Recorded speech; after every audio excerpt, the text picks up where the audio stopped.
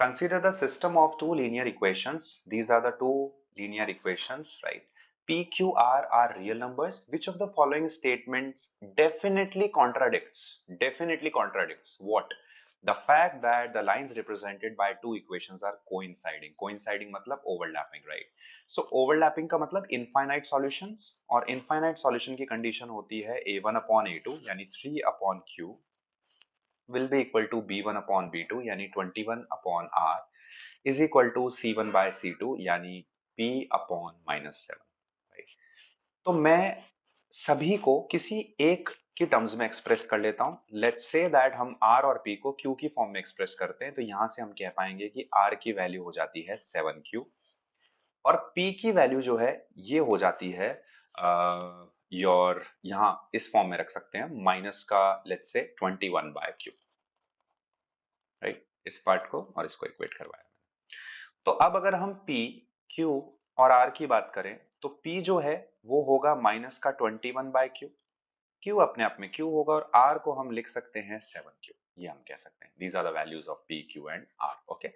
Now the question says that कि इनमें से कौन सी चीज आप लोगे, कौन सा स्टेटमेंट आप पिक करोगे जिससे ये कंडीशन मीट नहीं होनी चाहिए। डेफिनेटली कॉन्ट्राडिक्ट मतलब ये ट्रू नहीं होना चाहिए, ये सही नहीं होना चाहिए। तो P कैनॉट बी जीरो, तो P कैनॉट बी जीरो, तो अगर आप लेट्स से P जीरो नहीं हो सकता है तो P जीरो नहीं हो सकता, ये तो बल्कि सपोर्ट कर रही है ना इसको, ये कॉन्ट्राडिक्ट कहां कर रही है? P अगर P डेफिनेटली जीरो नहीं हो सकता, अगर P जीरो होगा तो इक्वेट नहीं हो पाएंगे, राइट? तो ये इसको सपोर्ट कर रही है, कॉन्ट्राडिक्ट नहीं कर रही, तो ये एलिमिनेट हो जाता है। P and Q must have opposite science. Again P and Q के साइन हमेशा अपोजिट ही होने चाहिए, तो P और Q के साइन हमेशा ऑपोजिट होंगे। आप देख सकते हो कि अगर आपने मान लीजिए Q को पॉजिटिव लिया है तो P नेगेटिव आएगा लेकिन Q पॉजिटिव आएगा, और Q को अगर पॉजिटिव लिया है तो Q पॉजिटिव रहेगा, P नेगेटिव हो जाएगा, राइट? Q नेगेटिव होगा तो P पॉजिटिव होगा, Q नेगेटिव होगा, राइट? तो मतलब ये भी सपोर्ट कर रहा है, कॉन्ट्राडिक्ट नहीं कर रहा, ये भी एलिमिनेट हो जाता है। Largest amongst P, Q and R is Q। Okay, so let's check it this वे।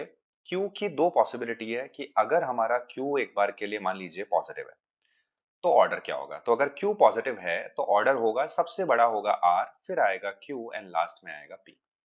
और अगर आपका Q जो है ये नेगेटिव है, इन दैट केस आपका ऑर्डर क्या होगा? तो सबसे बड़ा होगा P, राइट? और क्योंकि Q नेगेटिव है तो then it will be here and R will be the least. यानी किसी भी सिचुएशन में लार्जेस्ट जो है वो Q नहीं आ रहा, बट C कह रहा है कि लार्जेस्ट Q होगा, तो यानी ये कॉन्ट्राडिक्ट कर रहा है, यही हमारा करेक्ट आंसर होगा।